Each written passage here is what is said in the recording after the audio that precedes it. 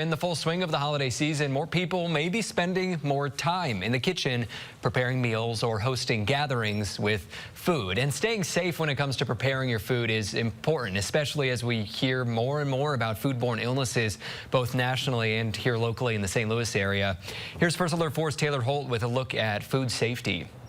So foodborne illnesses are very common this time of year as families and friends get together. So it's something we see a real spike in the holiday seasons. The CDC says about 48 million Americans get a foodborne illness every year. More than 128,000 are hospitalized, and even 3,000 people die from it here in the U.S.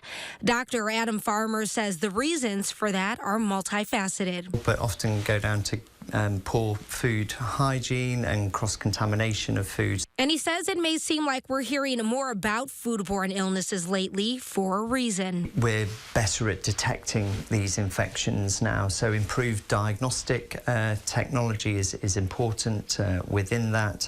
I think, again, the globalization and centralization of food preparation, so one single infection event can affect, obviously, multiple lines of food.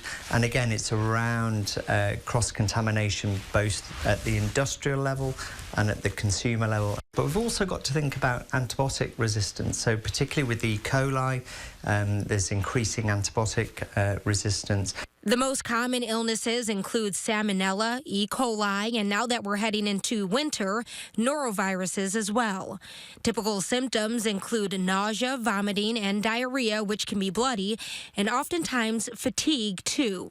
You should seek medical attention for severe fever, severe abdominal pain, or blood in the diarrhea. So the important thing is to rehydrate, rehydrate, rehydrate. But before it even gets to that point, there are some important steps to take for prevention. It's about really washing your hands before you start preparing a meal, cleaning surfaces regularly and cleaning your utensils, making sure you thaw your food properly. So it should be thawed in the fridge rather than on the counter, making sure that the food is well cooked to the appropriate temperature, whatever meat that you're having. So particularly thinking about turkey this time of year, so it should be cooked to at least 140 degrees Fahrenheit. In terms of leftovers, refrigerate them within 2 hours and eat them within 3 days.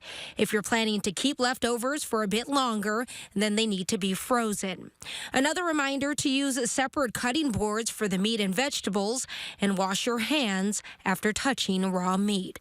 Taylor Holt, First Alert 4.